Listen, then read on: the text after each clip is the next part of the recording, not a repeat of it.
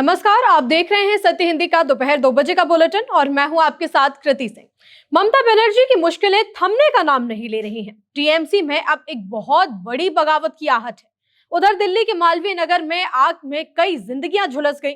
वहीं सोना बेचने वाली खबर का सरकार ने खंडन तो कर दिया, लेकिन बवाल अभी भी थमा नहीं है। इस बीच कर्नाटक के नए सीएम पद के लिए डीके शिव कुमार शपथ लेने वाले हैं। इन्हीं खबरों पर इस बुलेटिन में बात होगी, लेकिन पहले देख लेते हैं दोपहर की 5 बड़ी खबरें। टीएमसी में बड़ी बगावत, ममता के खिलाफ हुए 80 में से 59 विधायक। दिल्ली के मालवीय नगर के होटल में भीषण आग, 10 लोगों की झुलसने से मौत। सोना बेचने की ब्लूमबर्ग की रिपोर्ट पर सरकार और आरबीआई ने किया खंडन।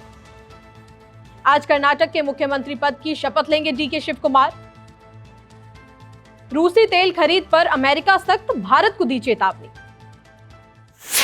बंगाल हार के बाद अब ममता बनर्जी की मुश्किलें और बढ़ती जा रही हैं। पार्टी से निष्कासित किए गए विधायक ऋतव्रत बनर्जी और संदीपन साहा विधानसभा पहुंचे हैं और उन्होंने दावा किया है कि उनके साथ टीएमसी के कम से कम 59 विधायक खड़े हुए हैं।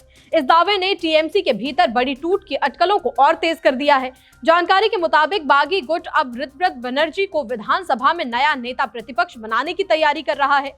सबसे अहम बात यह है कि यदि वास्तव में 59 विधायक उनके साथ हैं तो ये संख्या दल बदल कानून से बचने के लिए जरूरी 2/3 आंकड़ों से बहुत ज्यादा है। विधानसभा में टीएमसी के कुल 80 विधायक हैं और 2/3 का आंकड़ा 54 विधायकों का बनता है। ऐसे में बागी गुट न केवल कानूनी सुरक्षा हासिल कर सकता है, बल्कि पार्टी के नाम और चुनाव चिन्ह पर भी दावे करने की स्थिति में आ सकता है। जानकारी के मुताबिक बागी विधायक विधानसभा अध्यक्ष को एक पत्र सौंपने की तैयारी में है, जिसमें 2/3 से ज्यादा विधायकों के समर्थन का दावा किया जाएगा। विधानसभा परिसर में बागी विधायकों की बैठक भी चल रही है और स्पीकर के पहुंचने से सियासी गतिविधियां और तेज हो गई हैं। दिल्ली के मालवीय नगर इलाके के एक होटल लेमन ग्रीन रेस्टोरेंट में बुधवार सुबह भीषण आग लग गई।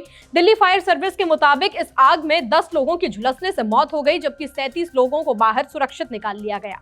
आग इतनी तेजी से फैली कि पूरे इलाके में अफरा तफरी मच गई और लोगों को जान बचाने के लिए इधर उधर भागना पड़ा। शुरुआती जानकारी के मुताबिक आग सुबह करीब 9 बजे लगी, जिसके बाद दमकल विभाग को इसकी सूचना दी गई। इसी दौरान एक महिला को अपनी जान बचाने के लिए इमारत से कूदना पड़ गया। सूचना मिलते ही दमकल विभाग ने बड़े स्तर पर रेस्क्यू ऑपरेशन शुरू किया।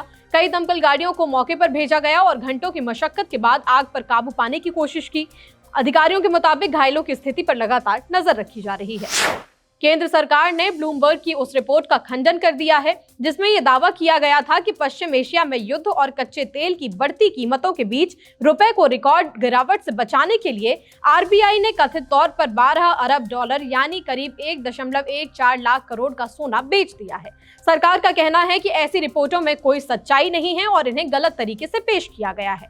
दरअसल ब्लूमबर्ग इकोनॉमिक्स की एक ताजा रिपोर्ट के मुताबिक आरबीआई ने पिछले दिनों ये बाजार में गुपचुप तरीके से बेच दिया। सोना बेचने के साथ ही रिजर्व बैंक ने अपनी विदेशी मुद्रा को मजबूत करने के लिए 7.5 अरब डॉलर की विदेशी करेंसी भी खरीदी है। सरकार ने इस रिपोर्ट का खंडन पूरे 22 से 23 घंटों बाद किया है, और वो भी तब जब सोशल मीडिया पर लोग इस रिपोर्ट को लेकर सवाल उठाने लगे।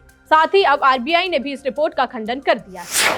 सिद्धरामैया के बाद डीके शिव कुमार आज शाम राहुल गांधी और मल्लिकार्जुन खड़गे की मौजूदगी में कर्नाटक के नए मुख्यमंत्री पद की शपथ लेंगे। शिव कुमार के साथ करीब 10 से 15 मंत्रियों को भी आज ही पद और गोपनीयता की शपथ दिलाई जा सकती है, जिसकी अंतिम सूची दिल्ली से जारी होगी। राजनीतिक गलियारों में इस बात की भी चर्चा है कि इस नए मंत्रिमंडल में कुछ बिल्कुल नए चेहरों को मौका दिया जा सकता है, जबकि सिद्धरामैया सरकार के कुछ पुराने और अनुभवी चेहरों को भी रिटेन किया जाएगा। हालांकि उप मुख्यमंत्री पद को लेकर अभी तक सस्पेंस बरकरार है और माना जा रहा है कि राज्यसभा चुनाव के बाद ही कैबिनेट का पूरा विस्तार किया जाएगा।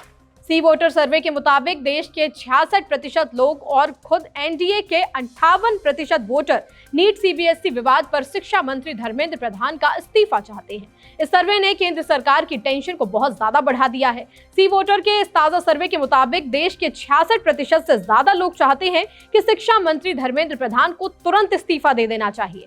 सबसे ज्यादा हैरान करने वाली बात तो ये है कि बीजेपी को वोट देने वाले 58% समर्थक भी शिक्षा मंत्री को हटाने के पक्ष में खड़े दिखाई दे रहे हैं। इस देशव्यापी सर्वे से साफ हो गया है कि परीक्षाओं में हुई धांधली से अब सरकार के अपने वोटर भी बेहद नाराज हैं। सर्वे में शामिल 60% से ज्यादा लोगों ने कहा कि पेपर लीक कराने वाली एजेंसी एनटीए को अब हमेशा के लिए बंद कर देना चाहिए। इसके साथ ही करीब 70% लोग 12वीं बोर्ड परीक्षा के पूरे सिस्टम में बहुत बड़ा सुधार चाहते हैं। सर्वे में एक और बड़ा राजनीतिक झटका छिपा है जिसे सरकार को बिल्कुल हल्के में नहीं लेना चाहिए। लगभग 73% एनडीए वोटरों का साफ कहना है कि पेपर लीक से परेशान छात्र आने वाले चुनाव में अपने वोटिंग पैटर्न को पूरी तरह से बदल सकते हैं। यानी बच्चों के भविष्य से हुआ ये खिलवाड़ अब खुद सरकार के लिए चुनावी परीक्षा में फेल होने की बड़ी वजह बन सकता है। बुलेटिन में आगे अभी और भी खबरें हैं। सीबीएसई चेयरमैन और सेक्रेटरी के ट्रांसफर पर राहुल का हमला। कॉकरोच जनता पार्टी के आंदोलन में शामिल होंगे वांगचुक। दिल्ली में 8 जून को एकजुट होगा इंडिया गठबंधन। भारत को तगड़ा झटका देंगे ट्रंप, फिर लगाएंगे टैरिफ। सीबीएसई चेयरमैन और सेक्रेटरी का ट्रांसफर किए जाने पर राहुल गांधी ने कहा है कि ये जवाबदेही नहीं, ये कवर अप है। राहुल गांधी ने कहा कि सीबीएसई अध्यक्ष ट्रांसफर, सीबीएसई सचिव का ट्रांसफर हो गया, एक सदस्यीय जांच समिति का गठन हो गया और असल जिम्मेदार धर्मेंद्र प्रधान अब तक सुरक्षित हैं। अधिकारियों को हटा दिया, मंत्री को बचा लिया। ये जवाबदेही नहीं, ये तो कवर अप है। राहुल ने कहा कि हमारी मांग आज भी वही है कि शिक्षा मंत्री को बर्खास्त किया जाए और स्वतंत्र न्यायिक जांच हो। ये मांगे कोई मोदी सरकार की 1 महीने पुरानी अंदरूनी फाइल नहीं जो यूं ही भुला दी जाए। अगर प्रधानमंत्री को 18.5 लाख सीबीएसई छात्रों की परवाह होती तो धर्मेंद्र प्रधान जी कब के हटाए जा चुके होते। शिक्षा मंत्री के इस्तीफे की मांग को लेकर सोनम वांगचुक 6 जून को दिल्ली में कॉकरोच जनता पार्टी के शांतिपूर्ण आंदोलन में शामिल होंगे। वांगचुक ने सीधे तौर पर चेतावनी दी है कि अगर 5 जून तक शिक्षा मंत्री धर्मेंद्र प्रधान अपना इस्तीफा नहीं देते हैं तो वो खुद 6 जून को दिल्ली के जंतर मंतर पर होने वाले शांतिपूर्ण आंदोलन में शामिल होंगे। उन्होंने साफ कहा कि लाखों युवाओं की जिंदगी और देश के भविष्य के साथ हुए इस खिलवाड़ के बाद किसी भी स्वाभिमानी मंत्री को तुरंत अपने पद से हट जाना चाहिए। इस बीच अमेरिका के बोस्टन से अपनी पढ़ाई पूरी कर चुके सीजेपी के युवा संस्थापक अभिजीत दीपके ने भी 6 जून को भारत लौटने की घोषणा कर दी है। वो सीधे दिल्ली पहुंचकर छात्रों के हक के लिए शांतिपूर्ण प्रदर्शन की कमान संभालेंगे। सोनम वांगचुक ने बताया कि शुरुआत में उन्हें लगा था कि ये अभियान किसी विदेशी ताकत की साजिश हो सकता है, लेकिन अभिजीत से बात करने के बाद उन्हें यकीन हो गया कि ये भारतीय युवाओं की सच्ची और देशभक्ति से भरी आवाज है। हालिया चुनावी झटकों के बीच इंडिया गठबंधन के 17 दल साझी रणनीति बनाने के लिए 8 जून को दिल्ली में बड़ी बैठक करेंगे। इस बैठक का सबसे मुख्य आकर्षण पश्चिम बंगाल की पूर्व मुख्यमंत्री और टीएमसी अध्यक्ष ममता बनर्जी होंगी। अमूमन विपक्षी मोर्चे से थोड़ी दूरी बनाकर चलने वाली ममता इस बार अपने भतीजे अभिषेक बनर्जी के साथ खुद दिल्ली पहुंच रही हैं। इस अहम बैठक में समाजवादी पार्टी के अखिलेश यादव, आरजेडी के तेजस्वी यादव और उद्धव ठाकरे जैसे दिग्गज नेता भी शामिल होंगे। बैठक में कुल 17 विपक्षी दलों की जुटने की उम्मीद है, जिसमें जम्मू कश्मीर के मुख्यमंत्री उमर अब्दुल्ला और झारखंड के मुख्यमंत्री हेमंत सोरेन भी हिस्सा लेंगे। हालांकि इस महाबैठक के बीच सबसे ज्यादा नजरें दक्षिण भारत की पार्टी डीएमके पर टिकी होंगी। डीएमके इस समय कांग्रेस से काफी नाराज चल रही है क्योंकि कांग्रेस ने तमिलनाडु में उसका साथ छोड़कर अभिनेता विजय की पार्टी से हाथ मिला लिया। दूसरी तरफ पंजाब की सत्ता पर काबिज आम आदमी पार्टी ने इस बैठक से पूरी तरह दूरी बना ली है और उसके शामिल होने की कोई उम्मीद नहीं है। साल 2024 के बाद ये ऐसा पहला मौका होगा जब विपक्ष के इतने बड़े नेता एक साथ एक मंच पर बैठकर आगे की साझी रणनीति तैयार करेंगे। अमेरिका ने भारत को गलत तरीके से व्यापार करने वाले देशों की सूची में डालते हुए भारतीय सामानों पर 12.5% तक अतिरिक्त टैक्स लगाने का प्रस्ताव दिया है। दरअसल एक तरफ नई दिल्ली में भारत और अमेरिका के बीच व्यापार समझौते को लेकर बेहद अहम बातचीत चल रही है, तो दूसरी तरफ अमेरिका ने भारत को बड़ा झटका भी दे दिया।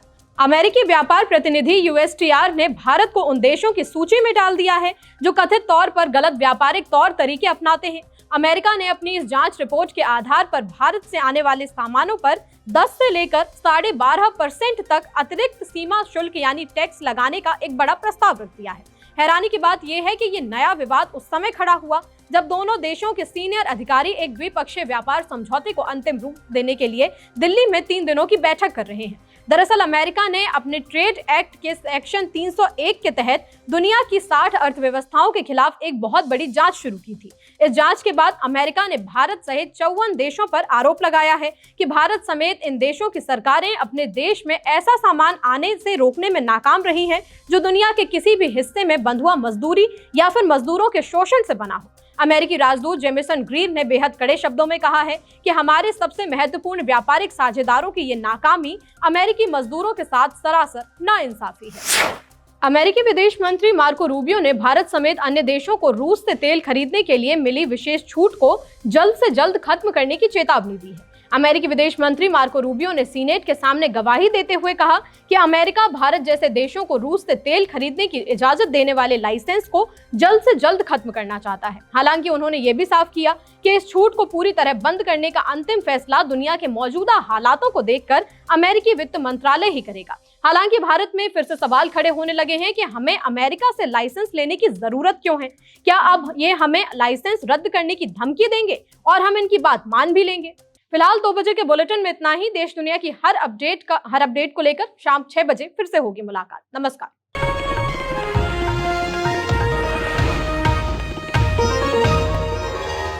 Copyright disclaimer under Section 107 of the Copyright Act 1976. Allowance is made for fair use for purposes such as criticism, comment, news reporting, scholarship, and research. Fair use is a use permitted by copyright statute that might otherwise be infringing.